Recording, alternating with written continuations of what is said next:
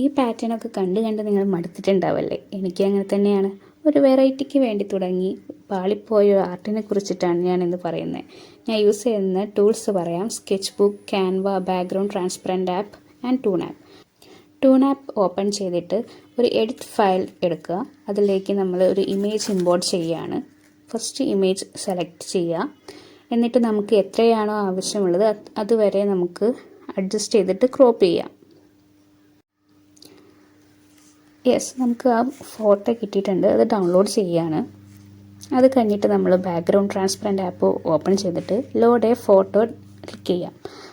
എന്നിട്ട് നമ്മൾ AI ഓട്ടോയാണ് use ചെയ്യുന്നത്. അപ്പോൾ വൈറ്റ് ബാക്ക്ഗ്രൗണ്ട് പോയി കിട്ടും. ദെൻ ഔട്ട്ലൈനായിട്ട് വൈറ്റ് കളറുണ്ട്. അത് ഓട്ടോ കളർ യൂസ് ചെയ്തിട്ട് അത് എറേസ് ചെയ്യാം. ദെൻ നമ്മളത് സേവ് ചെയ്യുകയാണ്. എന്നിട്ട് നമ്മൾ സ്കെച്ച് ബുക്ക് ഓപ്പൺ ചെയ്തിട്ട് ന്യൂ സ്കെച്ചിൽ പോയിട്ട് A3 സൈസ് ഫ്രെയിം എടുക്കുകയാണ്. ദെൻ ബാക്ക്ഗ്രൗണ്ട് കളർ മാറ്റി എന്നിട്ട് ഓരോ ഫോട്ടോ നമ്മൾ ഇമ്പോർട്ട് ചെയ്തിട്ടുണ്ട്. ഇമേജിൽ ടെക്സ്റ്റ് ആഡ് ആക്കാൻ വേണ്ടിയിട്ട് ഞാൻ ഗൂഗിൾ ഓപ്പൺ ചെയ്തിട്ട് കാലിയോഗ്രഫി ഫോണ്ട് സെലക്ട് ചെയ്തു. ദെൻ ഫോണ്ട് സ്പേസ് ഓപ്പൺ ചെയ്യാണ്. അവിടെ വെറൈറ്റി ഫോണ്ട്സ് ഉണ്ട്. അതിലൊന്ന് സെലക്ട് ചെയ്തിട്ട് സേവ് ചെയ്തു. ദെൻ സ്കെച്ച് ബുക്ക് ഓപ്പൺ ചെയ്തിട്ട് ഇമേജ് ഇമ്പോർട്ട് സെലക്ട് ചെയ്യുക. എന്നിട്ട് നമ്മൾ ഡൗൺലോഡ് ചെയ്ത നെയിം അതിലേക്ക് ആഡ് ചെയ്യാണ്. ഇമേജിൻ്റെയും ടെക്സ്റ്റിൻ്റെയും അട്രാക്ഷന് വേണ്ടിയിട്ട് വൈറ്റ് ഔട്ട്ലൈൻ ഞാൻ കൊടുക്കുന്നുണ്ട്.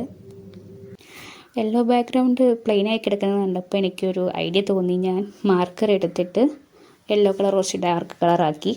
ദെൻ പെർസ്പെക്റ്റീവ് എടുത്തിട്ട് നമ്മൾ കുറച്ച് ലൈൻസ് ഇട്ട് കൊടുക്കുകയാണ്. ലൈൻസ് ഇടുമ്പോൾ ലെയേഴ്സൊക്കെ ഒന്ന് ശ്രദ്ധിക്കണം. ഇതായിരുന്നു ഫൈനൽ ലുക്ക്. അൺഫോർച്ചുനേറ്റ്ലി കസ്റ്റമർക്ക് ഇത് ഇഷ്ടപ്പെട്ടിട്ടുണ്ടായിരുന്നില്ല. ദെൻ ഞാൻ ക്യാൻവ ഓപ്പൺ ചെയ്ത് അതിലേക്ക് ബാക്ക്ഗ്രൗണ്ട് സെറ്റ് ചെയ്യുകയാണ്. ഞാനിവിടെ ബ്ലൂ ബാക്ക്ഗ്രൗണ്ടാണ് എടുത്തിട്ടുള്ളത്. അത് 3 ലെയറാക്കി എടുത്തു. ബോട്ടം ഫില്ല് ചെയ്യാൻ വേണ്ടിയിട്ട് ഞാൻ വൈറ്റ് ഷെയ്ഡാണ് എടുക്കുന്നത്. അതൊരു 2 ഷെയ്ഡ് എടുക്കുക. ദെൻ ഇമേജ് അപ്ലോഡ് ചെയ്യാണ്. ഇത് ഞാൻ ബാക്ക്ഗ്രൗണ്ട് കളഞ്ഞിട്ടുണ്ടായിരുന്നു. ദെൻ അത് അഡ്ജസ്റ്റ് ചെയ്തിട്ട് ലെയേഴ്സൊക്കെ ഒന്ന് അഡ്ജസ്റ്റ് ചെയ്യാണ്. ദെൻ നമ്മൾ പേര് അപ്ലോഡ് ചെയ്യുന്നുണ്ട്. ഇതായിരുന്നു ഫൈനൽ ലുക്ക്.